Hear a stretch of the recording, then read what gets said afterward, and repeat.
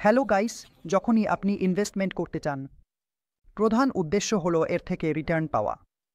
যে কোনো ইনভেস্টমেন্ট আমরা করি, আমাদের প্রধান উদ্দেশ্য থাকে কিছু রিটার্ন অর্জন করা, যেন কিছু ক্যাপিটাল গেইন আমাদের হয়। কিন্তু আমরা যে রিটার্ন পাই তার ওপর আমাদের ট্যাক্সও দিতে হয়। ট্যাক্সের দায়বদ্ধতাও চলে আসে এবং বেশিরভাগ ক্ষেত্রেই আমরা ট্যাক্স কেটে নেওয়ার পরই টাকা হাতে পাই। তাই এই কারণেই একজন মিউচুয়াল ফান্ড ডিস্ট্রিবিউটর এবং একজন বিনিয়োগকারীর জন্য এটা খুবই জরুরি হয়ে যায় যে তিনি যে কোনো বিনিয়োগ করার সময় তার ট্যাক্স ট্রিটমেন্টগুলো দেখে বা মাথায় রেখে বিনিয়োগ করুন। এটা বিনিয়োগের ক্ষেত্রে খুবই গুরুত্বপূর্ণ একটি দিক, যেটা আপনাকে অবশ্যই বিবেচনা করতে হবে। আর মিউচুয়াল ফান্ড এমন একটি মাধ্যম যেখানে অনেক ধরনের বিনিয়োগের অপশন পাওয়া যায়, যেগুলোর ট্যাক্স ট্রিটমেন্টও আলাদা আলাদা। উদাহরণস্বরূপ, একটি ইকুইটি মিউচুয়াল ফান্ডের ট্যাক্স ট্রিটমেন্ট আলাদা, ডেট মিউচুয়াল ফান্ডের ট্যাক্স ট্রিটমেন্টও আলাদা। তাই মিউচুয়াল ফান্ড ডিস্ট্রিবিউটরদের জন্য এটা খুবই জরুরি যে তারা তাদের ক্লায়েন্টের বিনিয়োগের সিদ্ধান্ত নেওয়ার আগেই এই বিষয়গুলো জানিয়ে দেন। INCN সিরিজ 5-এর এই অধ্যায়টি ট্যাক্সের উপর ভিত্তি করে তৈরি। এই অধ্যায়ের নাম হচ্ছে ট্যাক্সেশন। হাই গাইস, আবারও স্বাগতম আমাদের চ্যানেল সেন্ট্রিশালা বাই সেন্ট্রিসিটিতে আপনার ওয়েলথ পার্টনার। আমার নাম অনুজ এবং আপনি দেখছেন INCN series 5 pass for sure videos. আমরা এখন পর্যন্ত 7টি অধ্যায় কভার করে ফেলেছি এই ভিডিওগুলোতে। এটি হচ্ছে INCN সিরিজ 5-এর 8ম অধ্যায়, আর এই অধ্যায়ের নাম ট্যাক্সেশন। এই অধ্যায়ে আমরা মিউচুয়াল ফান্ড সম্পর্কিত ট্যাক্সেশন বুঝব। কোন স্কিমে কতটা ট্যাক্সেশন হয় সেটাও আমরা বুঝে নেব। ক্যাপিটাল গেইনস কি সেটা দেখব, ইকুইটি স্কিমে কতটা ট্যাক্সেশন আছে এবং ডেট স্কিমে কতটা ট্যাক্সেশন আছে সেটাও জানব। ডিভিডেন্ডের ট্যাক্স ট্রিটমেন্ট কি সেটাও আলোচনা করব। একজন NRI এর জন্য ট্যাক্স ট্রিটমেন্ট কি, একজন ব্যক্তির জন্য কি, কোম্পানির জন্য কি, শর্ট টার্ম ক্যাপিটাল গেইন কি, লং টার্ম ক্যাপিটাল গেইন কি, এইসবই এই অধ্যায়ের অংশ। তাহলে এই অধ্যায়টি পড়ার পর আপনার জানা উচিত মিউচুয়াল ফান্ডের ক্ষেত্রে ট্যাক্সের প্রযোজ্যতা, ক্যাপিটাল গেইনস, ডিভিডেন্ড ইনকাম সম্পর্কে। ডিভিডেন্ড ডিস্ট্রিবিউশন এবং ক্যাপিটাল গেইন ট্যাক্সের মধ্যে পার্থক্য ইনকাম ট্যাক্স অ্যাক্ট অনুযায়ী অন্যান্য লাভ ও ক্ষতির set of securities transaction act এবং ইনকাম ট্যাক্স অ্যাক্টের এক সেকশনের অধীনে ইনকাম ট্যাক্স বেনিফিট এবং সোর্সে ট্যাক্স কর্তন। যদি এই সব তথ্য, এই সমস্ত কিছু চ্যাপ্টার 8-এর অংশ হতে চলেছে এবং যদি আপনি এখনও আমাদের ভিডিও দেখেননি বা এই চ্যানেলে নতুন হয়ে থাকেন, তাহলে আমাদের চ্যানেল সাবস্ক্রাইব করে প্লেলিস্টে বাকি ভিডিওগুলো দেখতে পারেন। তাহলে চলুন শুরু করি। প্রথম বিষয় হলো মিউচুয়াল ফান্ডের ক্ষেত্রে করের প্রযোজ্যতা। মিউচুয়াল ফান্ডের ক্ষেত্রে ট্যাক্সেশন কি, কিভাবে প্রযোজ্য হয়, চলুন এটা দেখি। তার আগে আমাদের এটা বুঝতে হবে যে মিউচুয়াল ফান্ড একটি পাস থ্রু ভেহিকল। আমরা যখন বলি যে আমরা মিউচুয়াল ফান্ডে ইনভেস্ট করছি, তখন আমি আমার চ্যাপ্টার 2-র ভিডিওতে বলেছিলাম যে এটা টেকনিক্যালি ভুল। আমরা মিউচুয়াল ফান্ডে ইনভেস্ট করি না, আমরা মিউচুয়াল ফান্ডের মাধ্যমে ইনভেস্ট করি। তাহলে এখানে দুটি বিষয় আসে, ফান্ড দ্বারা উপার্জিত আয় এবং ইনভেস্টর দ্বারা উপার্জিত আয়। দুটির ট্যাক্স ট্রিটমেন্ট একেবারেই আলাদা এবং দুটির ট্যাক্স ট্রিটমেন্ট সম্পর্কে আমাদের বুঝতে হবে। সবচেয়ে আগে আসে ফান্ড দ্বারা উপার্জিত আয়। ফান্ড হাউস যে আয় উপার্জন করেছে তার ট্যাক্স ট্রিটমেন্ট কি, এবং আগে এটা বুঝে নিই ফান্ড হাউসের আয় আসলে কি। দেখুন, মিউচুয়াল ফান্ডের স্কিমগুলো কিছু মার্কেটেবল সিকিউরিটিজে টাকা বিনিয়োগ করে। যেমন এগুলো ইকুইটি শেয়ারে টাকা বিনিয়োগ করে, বন্ডে বিনিয়োগ করে, ডিবেঞ্চারে বিনিয়োগ করে এবং পুরো মার্কেটে এই সব সিকিউরিটিজ ট্রেড হয়। তাহলে ধরুন আপনি উদাহরণস্বরূপ 100 টাকায় কোনো সিকিউরিটি কিনলেন এবং সেটা 110 টাকা হয়ে গেল, তাহলে এখানে 10 টাকার ক্যাপিটাল গেইন হয়েছে এবং ওই 10 টাকার ওপর ট্যাক্স লাগবে। কিন্তু ইনকাম ট্যাক্স অ্যাক্ট অনুযায়ী এখানে ক্যাপিটাল গেইন এবং লস হতে পারে। এখানে capital gain, interest, dividend income সবই হতে পারে। তাই ফান্ডের যে কোনো ইনকাম ট্যাক্স অ্যাক্ট অনুযায়ী সেখানে ইনকাম ট্যাক্স দিতে হয় না। ফান্ড হাউস ইনকাম ট্যাক্স দেওয়ার জন্য দায়বদ্ধ নয়। তাই ট্যাক্স আইন অনুযায়ী ভারতে মিউচুয়াল ফান্ডের ইনকাম ট্যাক্স থেকে ছাড় পাওয়া, কারণ মিউচুয়াল ফান্ডগুলো ভারতে একটি ট্রাস্ট হিসেবে গঠিত এবং এই ট্রাস্টের পুরো উপকারভোগী হলেন বিনিয়োগকারীরা। তাই এই টাকা মিউচুয়াল ফান্ড ট্রাস্টকে ট্যাক্স দিতে হয় না। তারা যত টাকা আয় করে, যত টাকা মার্কেটেবল সিকিউরিটিজে যায়, সেটা ইকুইটি হোক, বন্ড হোক, শেয়ার হোক, সব ক্ষেত্রেই যে টাকা আপনি রিয়েলাইজড প্রফিট বা ক্যাপিটাল গেইন হিসেবে পান, সেই টাকার ওপর মিউচুয়াল ফান্ড ট্রাস্টকে ইনকাম ট্যাক্স দিতে হয় না। এটা হলো মিউচুয়াল ফান্ডের আয়। এবার আমরা বিনিয়োগকারীদের আয়ের কথা বলবো। বিনিয়োগকারীরা মিউচুয়াল ফান্ডে বিনিয়োগ করে যে টাকা উপার্জন করেছেন তার ট্যাক্স ট্রিটমেন্ট কি? বিনিয়োগকারীরা কিভাবে মিউচুয়াল ফান্ডে বিনিয়োগ করে টাকা উপার্জন করতে পারেন? যে কোনো মিউচুয়াল ফান্ডের এনএভিতে তারা যেই এনএভিতে মিউচুয়াল ফান্ড কিনেছেন সেটা ইকুইটি স্কিম হোক বা ডেট স্কিম, যদি এনএভি বেড়ে যায় বা মার্কেট উপরে উঠলে এনএভি বেড়ে যায় এবং তাদের ক্যাপিটাল গেইন হয়, তাহলে আবারও তারা সেই আয়ের উপর ট্যাক্স দিতে বাধ্য থাকবেন। আর যদি আপনি কিছু ডিভিডেন্ডও পেয়ে থাকেন, স্কিম থেকে ডিভিডেন্ড বিতরণ করা হয়েছে, স্কিমের কাছে কিছু অতিরিক্ত অর্থ ছিল তাই আপনাকে ডিভিডেন্ড দেওয়া হয়েছে, ডিভিডেন্ডের ক্ষেত্রেও আপনাকে ট্যাক্স দিতে হবে। দুটোরই ট্যাক্স ট্রিটমেন্ট দেখে নিই। কিন্তু তার আগে আমাদের দেখতে হবে যে একজন ব্যক্তিগত বিনিয়োগকারীর জন্য ট্যাক্স ট্রিটমেন্ট কোনো বিষয় নির্ভর করে। তাহলে তিনটি বিষয় আছে যেগুলোর ওপর বিনিয়োগকারীর ট্যাক্স ট্রিটমেন্ট নির্ভর করে, সেই তিনটি বিষয় দেখে নিই। প্রথম বিষয়টি হলো আয়ের ধরন। কোন ধরনের আয় হয়েছে? শর্ট টার্ম গেইন হয়েছে, লং টার্ম ক্যাপিটাল গেইন হয়েছে। শর্ট টার্ম ক্যাপিটাল গেইন হয়েছে, ডিভিডেন্ড ইনকাম এসেছে, ইন্টারেস্ট ইনকাম এসেছে। তাহলে যেই আয় হোক না কেন সেটা নির্ভর করে আপনার ট্যাক্স ট্রিটমেন্ট কিভাবে হবে তার উপর। তাহলে প্রথম ধরনের আয়, দ্বিতীয় ধরনের মিউচুয়াল ফান্ড স্কিম। ট্যাক্স দায়বদ্ধতা নির্ভর করে আপনি কোন স্কিমে টাকা বিনিয়োগ করেছেন তার উপর। স্কিমের ধরন কি, আপনার ইকুইটি স্কিম নাকি ডেট স্কিম? যদি ৬০-৬৫% সম্পদ ইকুইটিতে যায় তাহলে সেটি ইকুইটি স্কিম হিসেবে গণ্য হবে এবং এর বাইরে যেটা ৬৫% ডেটে যায়। যখন আপনার বিনিয়োগ ডেট স্কিমে যায় তখন সেটি ডেট স্কিম বলা হয় এবং এই দুইয়ের ট্যাক্স ট্রিটমেন্ট আলাদা। এখানে একটি গুরুত্বপূর্ণ বিষয় হলো, যখন একটি ফান্ড অন্য ফান্ডে বিনিয়োগ করে, আমি ইকুইটির কথা বলছি, তখন তার ট্যাক্স ট্রিটমেন্ট ইকুইটির মতো হয় না। নিশ্চয়ই সেই ফান্ড তো ইকুইটি ফান্ডেই বিনিয়োগ করছে, কিন্তু তার ট্যাক্স ট্রিটমেন্ট ইকুইটির মতো হবে না। অনেক সময় এই প্রশ্ন আসে, তাই আমাদের খেয়াল রাখতে হবে ফান্ড অফ ফান্ডের ক্ষেত্রে যখন একটি ফান্ড অন্য ফান্ডে বিনিয়োগ করে, যখন একটি ইকুইটি ফান্ড অন্য একটি ইকুইটি ফান্ডে বিনিয়োগ করে, তখন সেটিকে ইকুইটি ট্যাক্সেশনের উদ্দেশ্যে ইকুইটি মিউচুয়াল ফান্ড হিসেবে বিবেচনা করা হবে না। এবং তৃতীয় বিষয়টি হলো ইনভেস্টরের ধরন। আপনি কি একজন ব্যক্তিগত বিনিয়োগকারী, কোনো কোম্পানি, এনআরআই নাকি কোনো পার্টনারশিপ ফার্ম? আপনি কি ধরনের বিনিয়োগকারী? এই তিনটি বিষয়ের ওপর ভিত্তি করেই মিউচুয়াল ফান্ডের ট্যাক্স দায়বদ্ধতা নির্ধারিত হয় একজন বিনিয়োগকারীর ক্ষেত্রে। এখন আমরা ক্যাপিটাল গেইনের কথা বলবো। যখন আমরা আমাদের বিনিয়োগ বিক্রি করতে যাই বা মিউচুয়াল ফান্ড বিক্রি করি, তখন হতে পারে যেই দামে বা যেই দিনে আমরা মিউচুয়াল ফান্ড কিনেছিলাম তার থেকে আজ আমরা বেশি দামে বিক্রি করছি। যখন এমনটা হয় তখন সেটাকেই বলা হয় ক্যাপিটাল গেইন। উদাহরণস্বরূপ, আমরা ১০০ টাকার এনএভিতে একটি ফান্ড কিনেছিলাম এবং আজ আমরা সেটি ২০০ টাকার এনএভিতে রিডিম করছি। তাহলে ইউনিটগুলোর ক্রয়মূল্য এবং বিক্রয় মূল্যের মধ্যে পার্থক্যটাই। এটাই হলো ক্যাপিটাল গেইন এবং ক্যাপিটাল লস। যদি সেটা মাইনাসে থাকে, মানে যখন আপনি ইউনিটগুলো বিক্রি করতে যাচ্ছেন তখন যদি আপনার বিক্রয় মূল্য আগের ক্রয় মূল্যের চেয়ে কম হয়, তাহলে আপনার ক্যাপিটাল লস হবে। আর যখন আপনি বিক্রি করছেন, যদি আপনার বিক্রয় মূল্য বা এনএভি ক্রয় মূল্যের চেয়ে বেশি হয়, তাহলে আপনার ক্যাপিটাল গেইন হবে। চলুন বুঝে নিই ক্যাপিটাল গেইনের ট্যাক্স ট্রিটমেন্ট কি। উভয় ক্ষেত্রেই, উভয় স্কিমে, ইকুইটি স্কিম এবং নন ইকুইটি স্কিমে। এখন আপনার সামনে একটি টেবিল এসেছে যেখানে আমরা শর্ট টার্ম ক্যাপিটাল গেইনের কথা বলছি। প্রথমেই স্পষ্টভাবে উল্লেখ আছে এনএসএম এর বইয়ে এবং প্রশ্ন একেবারে সরাসরি আসবে শর্ট টার্ম ক্যাপিটাল গেইন নিয়ে। দেখুন, ইকুইটি ওরিয়েন্টেড ফান্ডে এটি 15% ফ্ল্যাট এবং ইকুইটি ওরিয়েন্টেড স্কিমে লং টার্ম ক্যাপিটাল গেইন এই শতাংশ। তার আগে আমাদের দেখতে হবে শর্ট টার্ম ক্যাপিটাল গেইন ইকুইটির ক্ষেত্রে কি এবং লং টার্ম ক্যাপিটাল গেইন ইকুইটির ক্ষেত্রে কি। তাহলে নন ইকুইটি ওরিয়েন্টেড স্কিমের ক্ষেত্রে লং টার্ম সংজ্ঞায়িত করা হয়েছে ৩ বছরের বেশি হোল্ডিং পিরিয়ড হিসেবে। অন্যদিকে ইকুইটি ওরিয়েন্টেড স্কিমের ক্ষেত্রে এটি ১ বছরের বেশি হোল্ডিং পিরিয়ড।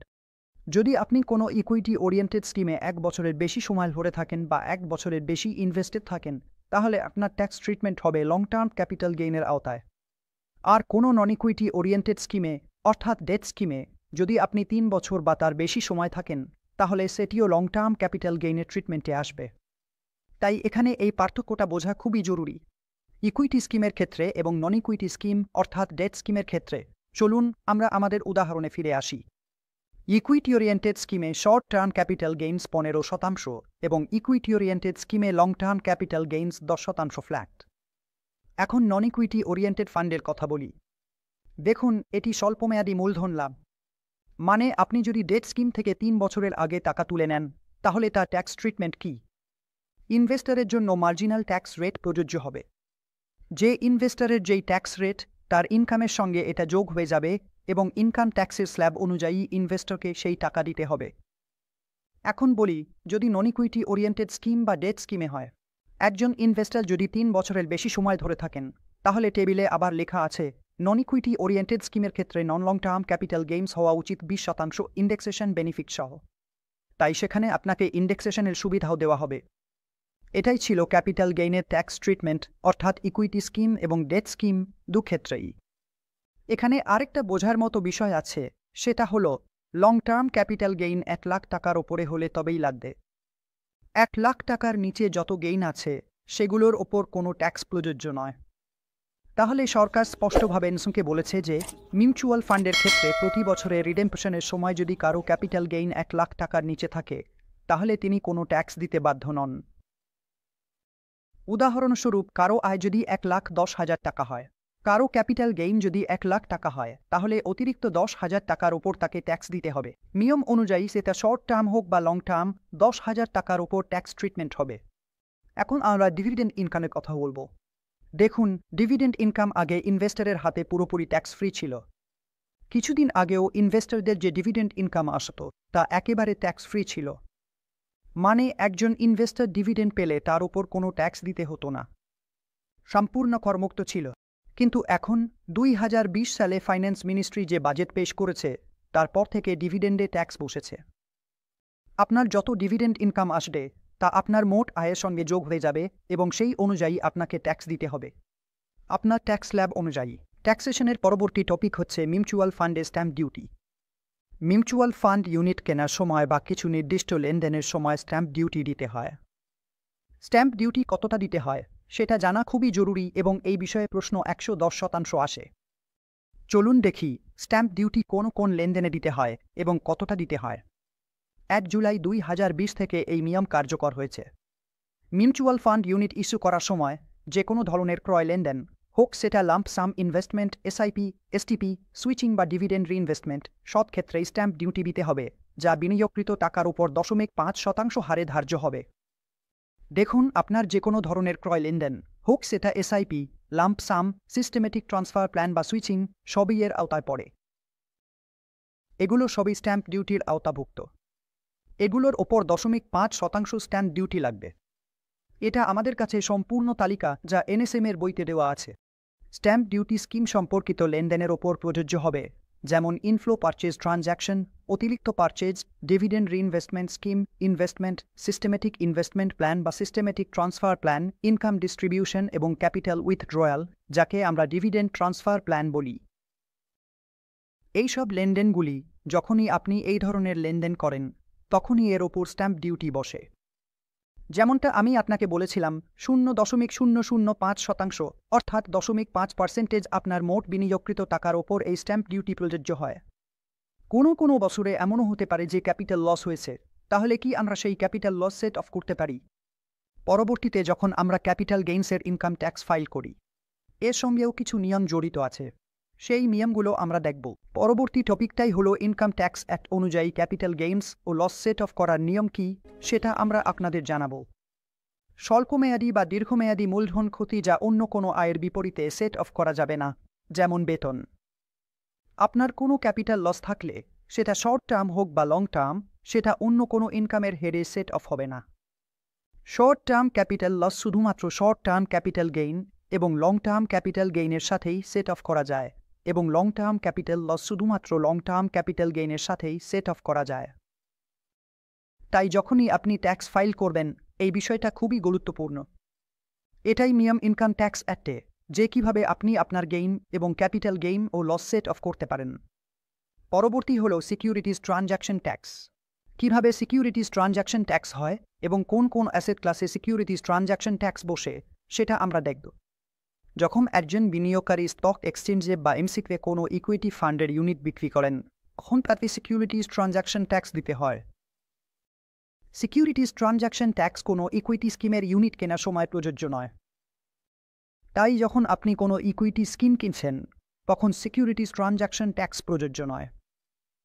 কিন্তু যখন আপনি ইকুইটি ওরিয়েন্টেড স্কিম বিক্রি করছেন, অর্থাৎ সেল করছেন, তখন সেই সময় আপনাকে সিকিউরিটিজ ট্রানজ্যাকশন ট্যাক্স দিতে হবে এবং সেটি মোট মার্কেট ভ্যালুর 0.1%। একটি টেবিলের মাধ্যমে বুঝে নিই কিভাবে এসটিটি প্রযোজ্য হয় ইকুইটি ওরিয়েন্টেড মিউচুয়াল ফান্ডে বিনিয়োগকারীদের জন্য। ডেট ফান্ডে এটা হয় না, শুধুমাত্র ইকুইটি ফান্ডেই আসে। ইকুইটি ওরিয়েন্টেড মিউচুয়াল ফান্ডের ইউনিট কেনার সময় এসটিটি 0 অর্থাৎ নেই। ইকুইটি ওরিয়েন্টেড ফান্ডের ইউনিট বিক্রির ক্ষেত্রে ডেলিভারি বেসড ট্রানজ্যাকশনে এসটিটি 0.1%। ইকুইটি শেয়ার, বিজনেস ট্রাস্টের ইউনিট অথবা ইকুইটি ওরিয়েন্টেড মিউচুয়াল ফান্ডের ইউনিট নন ডেলিভারি বেসে বিক্রির ক্ষেত্রে এসটিটি 0.25%, এবং ইকুইটি ওরিয়েন্টেড মিউচুয়াল ফান্ডের ইউনিট মিউচুয়াল ফান্ডকেই বিক্রি করলে এসটিটি 0.1%। যেমন আমি আগেই বলেছি, ইকুইটি ওরিয়েন্টেড স্কিমে যখন আপনি বিক্রির জন্য যাবেন তখন আপনাকে 0.1% সিকিউরিটিজ ট্রানসাকশন ট্যাক্স দিতে হবে। পরবর্তী বিষয়টি হল ইনকাম ট্যাক্স অ্যাক্টের অধীনে ট্যাক্স বেনিফিট। অ্যাচের অধীনে কি কি সুবিধা আমরা পাই? দেখুন, যখন আমরা ও স্কিমে বিনিয়োগ করি, অর্থাৎ ইকুইটি লিঙ্কড সেভিংস স্কিমে বিনিয়োগ করি, যেটা এক ধরনের ফান্ড, সেখানে আমরা এক সেকশনের অধীনে ইনকাম ট্যাক্স রিবেট পাই এবং এর সর্বোচ্চ সীমা হল 1.5 লাখ টাকা। এর মানে যদি আমরা 1.5 লাখ টাকা পর্যন্ত কোনো স্কিমে বিনিয়োগ করি যেখানে 3 বছরের লক ইন পিরিয়ড থাকে, তাহলে আমরা 1.5 লাখ টাকা পর্যন্ত ইনকাম ট্যাক্সের রিবেট পেয়ে যাই। মানে আমাদের আয় 1.5 লাখ টাকা কমে যায়। যখন ট্যাক্সযোগ্য আয়ের কথা আসে, উদাহরণস্বরূপ আমার আয় 6 লাখ টাকা এবং যদি আমি 1.5 লাখ টাকা ওসে বিনিয়োগ করি, তাহলে আমার যেটুকু আয় বাকি থাকবে সেটা হবে 6 লাখ মাইনাস 1.5 লাখ, অর্থাৎ আমি 4,50,000 টাকার আয়ের উপর ট্যাক্স দেব। এইভাবে আমি 1.5 লাখ টাকা পর্যন্ত আয় বাঁচাতে পারি এলএসএস স্কিমে বিনিয়োগ করে। এটাই সেই সুবিধা যা আমি পাই সেকশন 80(c)র অধীনে সর্বাধিক 1.5 লাখ টাকা এলএসএস স্কিমে বিনিয়োগ করলে। পরবর্তী বিষয় হল টিডিএস অর্থাৎ সোর্সে ট্যাক্স কর্তন। রেসিডেন্সিয়াল বিনিয়োগকারীদের জন্য এখানে কোনো টিডিএস নেই। আপনি যখন ইউনিট বিক্রি করবেন তখন আপনি পুরো টাকাই পাবেন, এর ওপর কোনো টিডিএস কাটা হবে না। রেসিডেন্সিয়াল ব্যক্তিদের ক্ষেত্রে সেখানে সোর্সে ট্যাক্স কর্তন নেই। তবে কিছু কিছু ক্ষেত্রে এনআরআইদের জন্য হ্যাঁ টিডিএস কাটা হয়। মিউচুয়াল ফান্ড স্কিম থেকে লভ্যাংশের ক্ষেত্রে, এমনকি বাসিন্দা ভারতীয়দের জন্য টিডিএস প্রযোজ্য। কিন্তু মিউচুয়াল ফান্ড স্কিম থেকে ডিভিডেন্ডের ক্ষেত্রে, এমনকি রেসিডেন্সিয়াল ভারতীয়দের জন্য টিডিএস প্রযোজ্য। যদি ডিভিডেন্ডের পরিমাণ 5,000 টাকার বেশি হয়, তাহলে ডিভিডেন্ডের ওপর 10% হারে ট্যাক্স কাটতে হয়। এটাই ছিল সোর্সে ট্যাক্স কর্তনের কথা। এবার আমরা জিএসটি এবং তার প্রযোজ্যতা নিয়ে কথা বলবো। এমসিগুলি প্রযোজ্য আইন অনুযায়ী জিএসটি চার্জ করতে পারে এবং সেই আইনগুলো কি তা আমরা দেখব, এবং এমসি কিভাবে এবং কতটা চার্জ করে সেটাও আমরা এই টেবিলের মাধ্যমে বুঝে নেব। দেখুন, সেবি তাদের মিউচুয়াল ফান্ড রেগুলেশনে স্পষ্টভাবে সীমা নির্ধারণ করেছে যে এই সীমার মধ্যেই আমাদের এই চার্জ নিতে হবে। এটি এমসি জিএসটি চার্জ করতে পারে। ইনভেস্টমেন্ট ম্যানেজমেন্ট এবং অ্যাডভাইজারি ফির ওপর দেওয়া ফিতে জিএসটি স্কিমের ওপর চার্জ করা হবে এবং এটি টোটাল এক্সপেন্স রেশিওর জন্য নির্ধারিত সামগ্রিক সীমার অতিরিক্ত হিসেবে ধরা হবে। দ্বিতীয়ত, ইনভেস্টমেন্ট এবং অ্যাডভাইজারি ফি ছাড়া অন্যান্য সব ফির ওপর জিএসটি স্কিমের ওপর চার্জ করা হবে, তবে তা টোটাল এক্সপেন্স রেশিওর সর্বোচ্চ সীমার মধ্যেই থাকবে। এবং এক্সিট লোডের ওপর জিএসটি যদি থাকে, তা এক্সিট লোড থেকে কেটে নেওয়া হবে এবং নেট পরিমাণ স্কিমে জমা করা হবে। ব্রোকারেজ ট্রানজাকশনের ওপর জিএসটি, যা ট্রেড এক্সিকিউশনের জন্য দেওয়া হয়, যদি থাকে, তা মোট এক্সপেন্স রেশিওর সীমার মধ্যেই থাকবে। এবং মিউচুয়াল ফান্ডের ডিস্ট্রিবিউটরদের যেসব কমিশন প্রদান করা হয়, সেগুলিও এআরএন হোল্ডারের ক্ষেত্রে প্রযোজ্য জিএসটির আওতাভুক্ত হতে পারে। তাই এই ধরনের ট্যাক্স স্কিমের ওপর আরোপ করা যাবে না। তাহলে বন্ধুরা, ঋণের পুরোটাই ছিল একটি কর। ট্যাক্সেশনের সাথে সম্পর্কিত এটুকুই আছে। আজ আমি আপনাদের যতগুলো টপিক বলেছি, যদি আপনারা এই সব টপিক ভালোভাবে পড়েন বা আমাদের ভিডিও দেখেন, তাহলেই যথেষ্ট। যত প্রশ্ন আসে, আমি যতটা আপনাদের বলেছি সেগুলোর মধ্য থেকেই আসবে। আপনি যদি এটুকুও দেখে নেন বা এই ভিডিওটা দেখে নেন, তাহলে সিরিজ 5 খুব ভালোভাবে ক্লিয়ার করতে পারবেন। এটা সব ডিস্ট্রিবিউটরদের জন্য, যাতে তারা ট্যাক্স ট্রিটমেন্ট বুঝতে পারে। দেখুন, শেষ পর্যন্ত আমাদের এই ভিডিও বানানোর একটাই উদ্দেশ্য, আপনাদের এনএসএনের এক্সাম ক্লিয়ার করানো। এই কারণেই আমরা সেই বিশেষ পয়েন্টগুলো ছুঁয়ে এই ভিডিওটা বানাচ্ছি, যাতে নিশ্চিত করা যায় যে এনএসএন সিরিজ 5-এর এক্সামে আপনাদের কোনো অসুবিধা না হয় এবং শুধু ভিডিও দেখেই আপনি পাশ করতে পারেন। তাহলে এটাই ছিল চ্যাপ্টার 8 থেকে সব কিছু। এখন চ্যাপ্টার 8-এর কিছু প্রশ্ন দেখে নিই। প্রশ্ন নম্বর 1, মিউচুয়াল ফান্ড স্কিমের মাধ্যমে অর্জিত আয়ের উপর আসলে কী ধরনের ট্যাক্স প্রযোজ্য হয়? এটা আমরা ভিডিওর শুরুতেই ভালোভাবে ব্যাখ্যা করেছিলাম। এটা নির্ভর করে আয়ের ধরন, যেমন সেলস, ডিভিডেন্ড, স্বল্পমেয়াদী লাভ ও দীর্ঘমেয়াদী ক্যাপিটাল গেইন এর উপর। মিউচুয়াল ফান্ডের মাধ্যমে অর্জিত আয়ের উপর আলাদা ট্যাক্স প্রযোজ্য হয়। কিছু ক্ষেত্রে মিউচুয়াল ফান্ডের আয় ট্যাক্স থেকে অব্যাহতি পায়, আবার কিছু ক্ষেত্রে 10% প্লাস সারচার্জ ট্যাক্স দিতে হয়। এটা নির্ভর করে সংশ্লিষ্ট বিনিয়োগকারীর উপর প্রযোজ্য মার্জিনাল ট্যাক্স রেটের উপর, যিনি মিউচুয়াল ফান্ড স্কিমে বিনিয়োগ করেছেন। তাহলে মিউচুয়াল ফান্ড স্কিমগুলোর দ্বারা আয় হওয়া অর্থ নিয়ে আমরা বেশ ভালোভাবে বুঝেছিলাম যে যখন মিউচুয়াল ফান্ড স্কিমগুলোর দ্বারা আয় হয় তখন সেই আয় সম্পূর্ণভাবে যে কোনো কর থেকে মুক্ত, অর্থাৎ সেই আয় পুরোপুরি করমুক্ত। মিউচুয়াল ফান্ডকে কোনো কর দিতে হয় না, কারণ মিউচুয়াল ফান্ডগুলো ভারতে একটি ট্রাস্ট হিসেবে গঠিত এবং এই ট্রাস্ট তাদের বিনিয়োগকারীদের জন্য কাজ করে, তাদের উপকারভোগীদের জন্য কাজ করে। তাই এই কারণেই উত্তরটি হল বি, মিউচুয়াল ফান্ড থেকে আসা আয় করমুক্ত। দ্বিতীয় প্রশ্ন, নিম্নলিখিত কোনো মিউচুয়াল ফান্ড স্কিম থেকে রিডেম্পশনের ক্ষেত্রে একজন বিনিয়োগকারীর জন্য সিকিউরিটিজ ট্রানজ্যাকশন ট্যাক্স এসটিটি প্রযোজ্য হবে? আমরা এটাও খুব ভালোভাবে দেখেছি। দেখুন, অপশনগুলো দেওয়া আছে: multi cap fund, government securities fund, liquid fund এবং ওভারনাইট ফান্ড। এসটি সবসময় প্রযোজ্য হয় যখন আমরা সেল ট্রানজ্যাকশন করি, সেই ইকুইটি ভিত্তিক স্কিমগুলোর ক্ষেত্রে। আর এখানে ইকুইটি ভিত্তিক স্কিম হচ্ছে মাল্টি ক্যাপ স্কিম, বাকি সবকিছুই একটি ঋণ প্রকল্প। তাই উত্তর হচ্ছে মাল্টি ক্যাপ মিউচুয়াল ফান্ড। নন ইকুইটি ভিত্তিক স্কিমগুলিতে লং টার্ম ক্যাপিটাল গেইনের হার খুব সুন্দরভাবে উল্লেখ করা হয়েছে। নন ইকুইটি ভিত্তিক স্কিমগুলিতে লং টার্ম ক্যাপিটাল গেইনের হার হল 20% ইন্ডেক্সেশনের সাথে। ভিডিওতে আমরা একটি টেবিলের মাধ্যমে এটা ব্যাখ্যা করেছি। তাহলে উত্তর হচ্ছে মিউচুয়াল ফান্ড বিনিয়োগ থেকে ক্যাপিটাল গেইনের ক্ষেত্রে 20% ইন্ডেক্সেশনের সাথে ট্যাক্স ডিডাকশন অ্যাট সোর্স প্রযোজ্য। এখন অপশনগুলো দেখি।